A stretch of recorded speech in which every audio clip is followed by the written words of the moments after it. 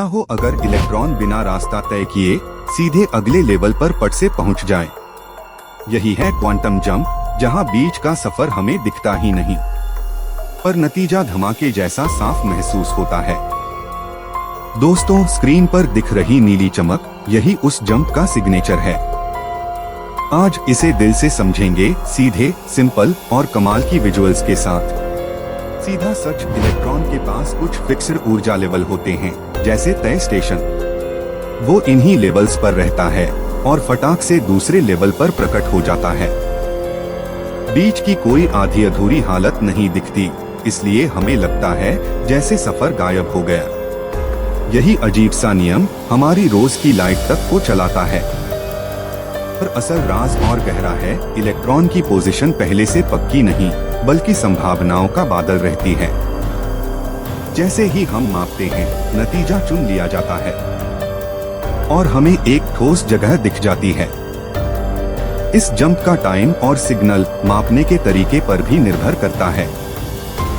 यहीं से शुरू होती है सच में माइंड गेम। कमेंट में बताइए आपका क्या मानना है, ये जंप सच में पल भर में होता है या हमें जो दिखता है वो हमारे मापने की लिमिट है। ए लिखिए अगर आपको लगता है तुरंत, बी लिखिए अगर धीरे धीरे पर नजर से उछल। दोस्तों, आप ही हैं हमारी क्वांटम कम्युनिटी। आपकी राय अगले वीडियो की दिशा तय करती है। सफर शुरू हुआ था 1900 में, जब मैक्स प्लांक ने बताया कि ऊर्जा छोटे छोटे पैकेट्स में एक्सचेंज होती है। एक नंबर और सब बदल गया। लाइट से लेकर एटम तक की कहानी अलग निकली। ये क्वांटा वाला आइडिया आज की एलईडी से लेकर स्पेस कैमरा तक हमें तेज और सटीक टेक देता है। फिर 1913 में नील्स बोहर ने हाइड्रोजन के रंगीन स्पेक्ट्रम से बताया, इलेक्ट्रॉन सिर्फ तय ऊर्जा लेवल पर ही रहता है। इस मॉडल ने पहली बार हमें ठोस सुराग दिया कि जंप असली है, सिर्फ कल्पना नहीं।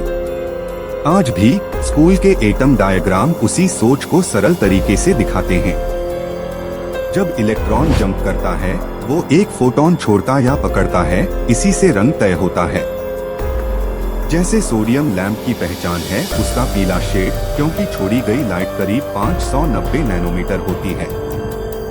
एक फिक्स वैल्यू, एक सिग्नेचर कलर, और यही प्रूफ है कि जंप रियल है। ये जंप कितनी फुर्ती से होता है। अक्सर फेम्टोसेकंड के आसपास, इतना छोटा समय की सोचते ही दिमाग रुक जाए। हमारे लिए ये पलक झपकने से भी अकल्पनीय तेज है, पर एटम स्केल पर ये रोजमर्रा की बात है। यही वजह है कि लाइट फौरन ऑन होते ही जगमगा देती है।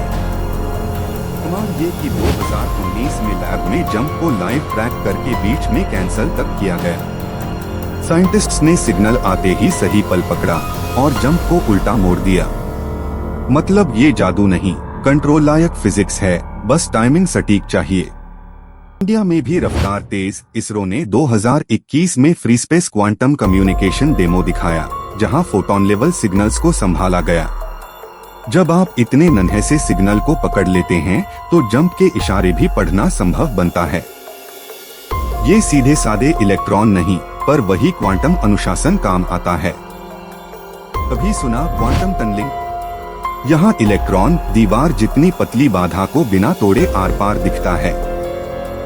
अगर बैरियर लगभग 1 नैनोमीटर पतला हो, तो संभावना बढ़ जाती है कि इलेक्ट्रॉन दूसरी तरफ मिल जाए। ये कोई धोखा नहीं, बल्कि वेव जैसी प्रकृति का ठोस असर है। इसी टनलिंग से 1958 में टनल डायोड बना, जो अजीब सा निगेटिव रेजिस्टेंस दिखाता है। छोटे साइज के बावजूद इसकी रफ्तार और बिहेवियर माइक्रोवेव सर्किट्स में कमाल करता है। मतलब क्वांटम जंप जैसी ना देखने योग्य चीजें भी असली डिवाइस बनाती हैं। और 1981 में बनी स्कैनिंग टनलिंग माइक्रोस्कोप ने तो एटम्स तक देख लिए। इसकी सुई और टनलिंग करंट सतह के नक्शे को एटमिक लेवल पर खींचते हैं। यही पता चलता है कि इलेक्ट्रॉन्स के ये जंप और टनल इमेजिंग तक में काम आते हैं। नेचर में भी फास्ट जंप्स, पौधों की पत्तियों में एनर्जी कैरियर्स अल्ट्रा फास्ट समय में रास्ता पकड़ लेते हैं, इसलिए फोटॉन की ताकत जल्दी कैप्चर होती है। 1 पिकोसेकंड जैसा टाइम और काम पूरा। यही वजह है कि सूरज की रोशनी को पत्ते इतने असरदार तरीके से कलेक्ट कर पाते हैं। आपका फोन कैमरा, स्पेस टेलीस्कोप और नासा के अल्ट्रा सेंसिटिव डिटेक्टर्स सब फोटोन पकड़ते हैं जो ऐसे ही जंप से पैदा होते हैं। सेंसर में आए हर फोटोन का हिसाब पिक्सल की ब्राइटनेस बनता है। जितना क्लीन जंप सिग्नल उतनी साफ इमेज रात के आसमान से लेकर आपकी सेल्फी तक। एलईडी भी यही खेल खेलती है। इलेक्ट्रॉन ऊपरी लेवल से नीचे आते ही फोटोन छोड़ता है और हमें सही रंग की लाइट मिलती है। रंग फिक्स होने से पावर कम वेस्ट होती है, इसलिए एलईडी इतनी एफिशिएंट है। यही सटीक जंप आपकी बिलिंग भी बचाता है। लेजर पॉइंटर की किरण इतनी टाइट क्यों? क्योंकि लाखों करोड़ों फोटॉन्स एक जैसे जंप से सिंक होकर निकलते हैं। एक पॉकेट लेजर अक्सर करीब 5 मिलीवाट होता है, जो कम पावर में भी साफ बीम देता है। सिंक्ड जंप्स से बनता है ये शार्प फोकस। सोलर पैनल में फोटॉन इलेक्ट्रॉन को ऊपर के बैंड में जंप कराता है, यही से करंट बहता है। एक मीडियम घर की छत पर 3 किलोवाट सोलर लगे तो दिन में ढेरों गैजेट्स चल जाते हैं, और ये शक्ति आती है इन्हीं नन्हे जंप्स से। छोटी हरकत, बड़ा असर। माइक्रोचिप्स में ट्रांजिस्टर इतने छोटे हैं कि जंप्स और टनलिंग का असर और भी अहम हो जाता है। आज के टॉप एंड चिप्स में फीचर साइज करीब 5 नैनोमीटर तक जा चुका है, मतलब एटम स्केल संभालना पड़ता है। इसलिए नॉइज, लीकेज और क्वांटम इफेक्ट्स सबकी गिनती करनी होती है।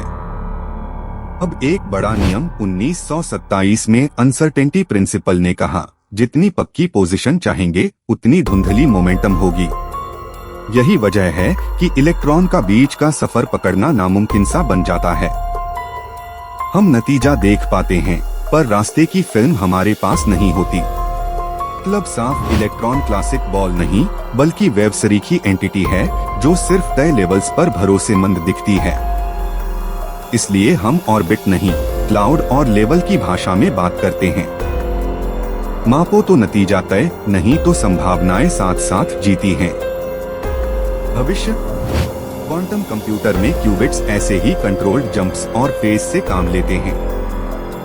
आज कई सेटअप्स में कोहेरेंस लगभग 100 माइक्रोसेकंड तक संभाली जाती है, यानी ऑपरेशंस की खिड़की खुली रहती है।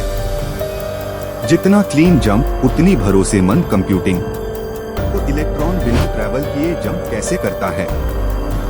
क्योंकि नेचर उसे सिर्फ तय लेवल्स की इजाजत देती है, और मापते ही वो एक ठोस नतीजे में दिखता है, बस इतना तेज कि बीच की कहानी रिकॉर्ड नहीं हो पाती।